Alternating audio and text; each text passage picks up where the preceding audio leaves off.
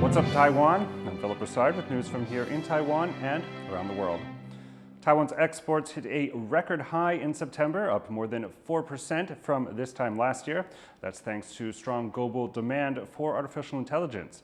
Joyce Tseng has been breaking the numbers down for us and joins us live from the newsroom. Joyce, how do these figures stack up against the past?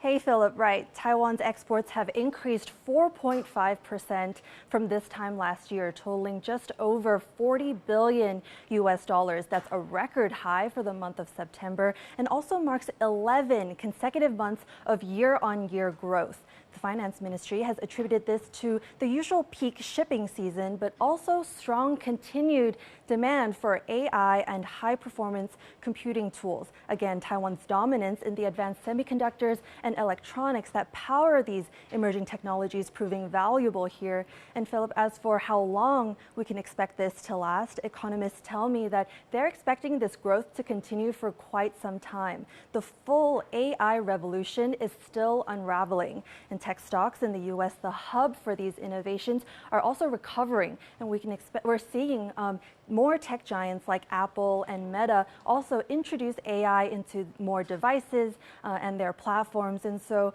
Taiwan's chip makers will be kept busy providing key tech for that. Joyce, it does sound like very positive, rosy projections for Taiwan's economy. And are there really no downsides? Well, it's worth noting that Taiwan is posting these record-breaking numbers because the advanced chips and computer sectors are extremely high in value. If we take a closer look, exports of conventional products like plastics, rubbers, and chemicals, they all fell. And so as the economy grows, which typically increases inflation, it's these non-tech sectors that will suffer. Aside from that, this week, economists are watching for potential Chinese tariffs on Taiwanese agricultural products in response to National Day and anything that President Lai Ching-te may say in his speech. He's a figure that Beijing already sees as a separatist, and this wouldn't be the first time that Beijing uses this strategy to economically pressure the self-governed nation to come under its control. But this is unlikely, though, to significantly impact Taiwan's economy overall. Philip? Thanks for that update, Joyce. And that was Joyce Tseng joining us live from the newsroom. Taiwan's military is showing off some of its newest weapons. The government has given a record high boost to next year's defense budget as it looks to counter threats from China. Reporter Rick Lauer visited an armory in the south to find out more. At this firing range, they're testing the T112, Taiwan's latest domestically produced combat rifle. At this armory in southern Taiwan, they're making them in the tens of thousands.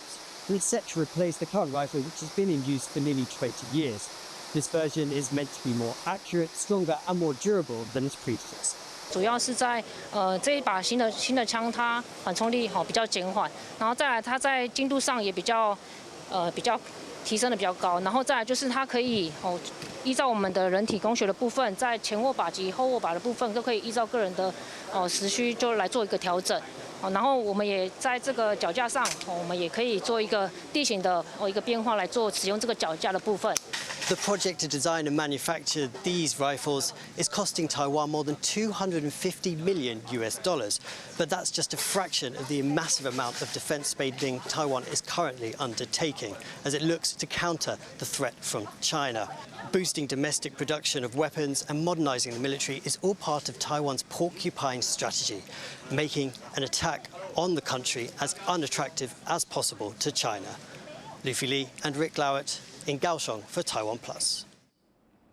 China has imposed tariffs on European Brandy. That's part of a growing tit-for-tat trade war with the EU. It comes just a week after EU member states voted in favor of levies on Chinese-made electric vehicles. Tiffany Wong reports. Revelers looking for a nightcap in China may soon notice a difference in their drinks.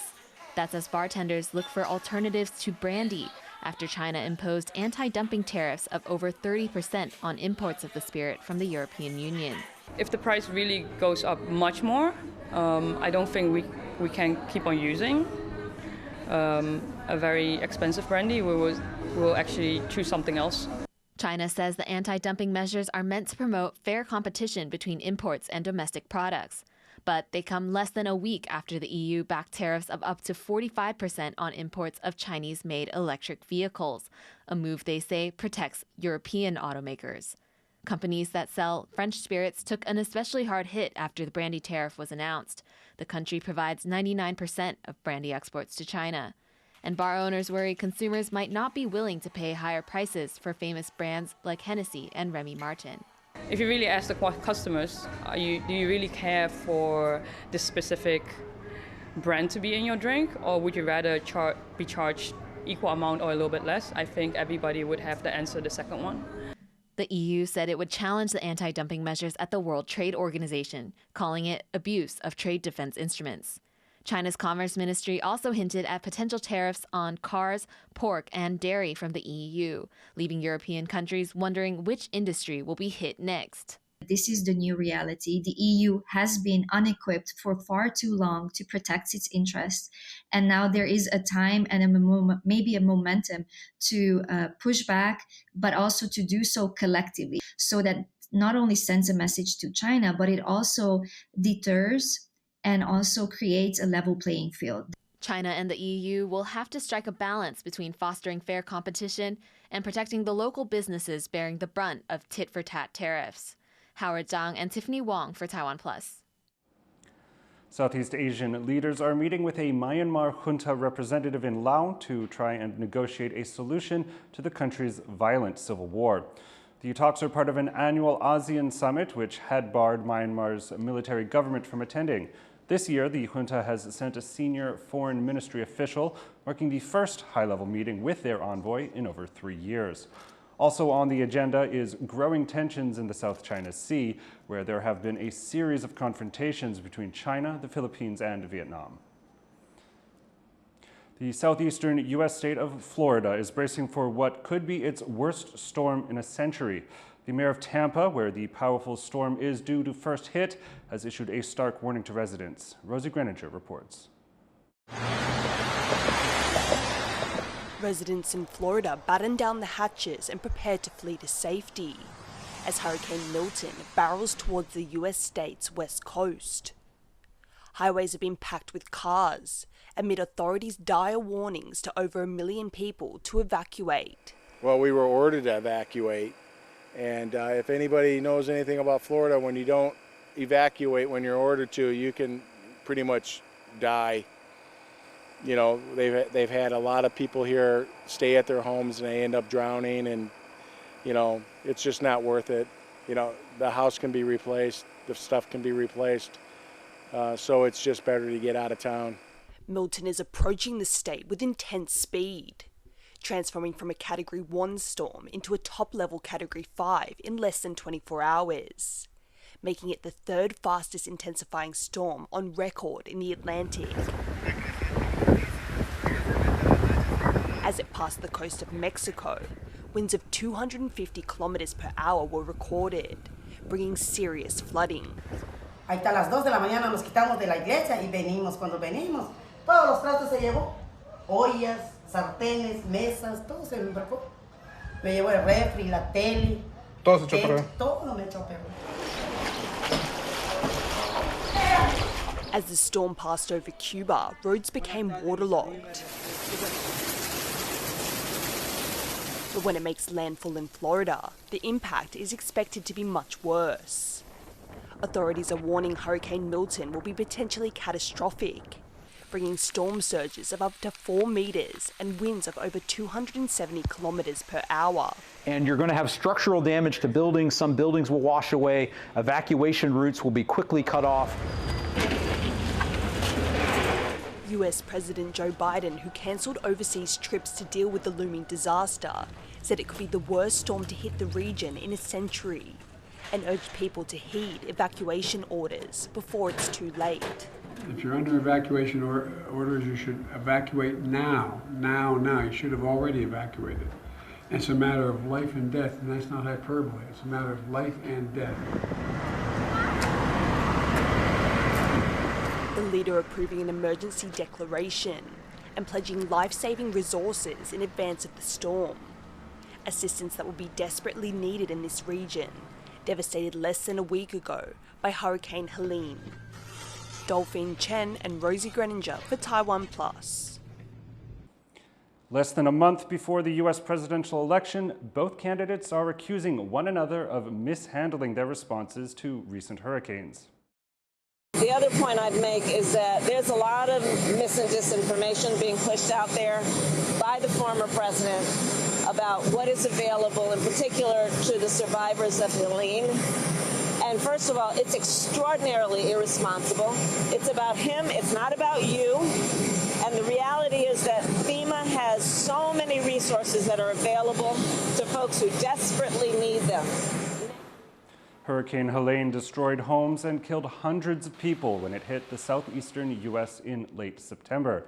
And as another hurricane barrels toward Florida, former President Donald Trump has falsely accused the Biden administration of using disaster relief aid for migrant programs instead. Biden has called the spreading of false information about the hurricanes un-American. Former Japanese Prime Minister Asuto says the future of his country's ties with Taiwan is extremely important.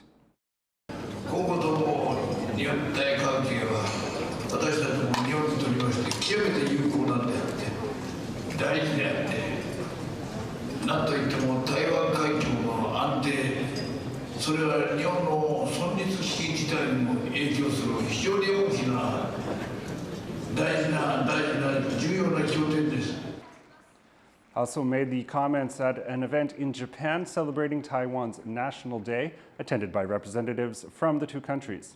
He also used the occasion to weigh in on controversial comments by President Lai Ching-te that the Republic of China, Taiwan's official name, could be considered the motherland of modern China. Also said he agreed with Lai's remarks. Every year, the presidential office holds a light show in Taipei to mark Taiwan's National Day. The show has different themes each year and draws large crowds. Wesley Lewis went along to check it out. This elaborate lightscape is held annually during the week leading up to Taiwan's National Day on October 10th. It's the Presidential Office Light Show. Every year, the show is different. Hundreds of people are here to see this year's theme, Together Stronger. It features Taiwan comics and a special focus on Zhuge Silang, Taiwan's first hero comic, a colorful story that draws inspiration from Chinese folk stories and the wuxia genre, offering a unique experience for viewers. 有很多很经典的漫画，然后音乐也很好听，蛮精彩的，觉得很好。 The building is lit up for 10 minutes, a total of 12 times between 6 and 10 p.m., every night leading up to National Day. This year's National Day marks the 113th anniversary of the Republic of China. That's Taiwan's official name. The opening ceremony this year included performances by local artists and a speech from President Lai Ching-te. 在蔡总统任内，特别推动总统府建筑光雕展，就是希望能够用不同的主题，对土地表示敬意，也呈现多元的文化。 Tonight's wet weather is not ideal for the light show. What's more, the opening ceremony was originally scheduled for October 5th, but was postponed due to Typhoon Kraton. But those in the crowd have not let the delay rain on their parade. 去年也是超这种天气，后来有下一点雨，这样蛮凉爽的。它就下一下子就停了，就还好，不影响那个。它其中有一些画面，它刚好有打雷也有下雨，我觉得还蛮契合的。 The Baroque-style presidential office building featured in this show is over a century old, built during the Japanese colonial period in Taiwan. It now stands as one of the country's most enduring national symbols, providing an ideal backdrop for this holiday event that aims to spotlight Taiwan's unique history and culture. Joseph Wu and Wesley Lewis in Taipei for TaiwanPlus. Thanks for joining us here on What's Up Taiwan. Finally, we leave you today with this cheerleading performance from the National Day show at the Taipei Dome. I'm Philip Brossard. Take care, and we'll see you next time.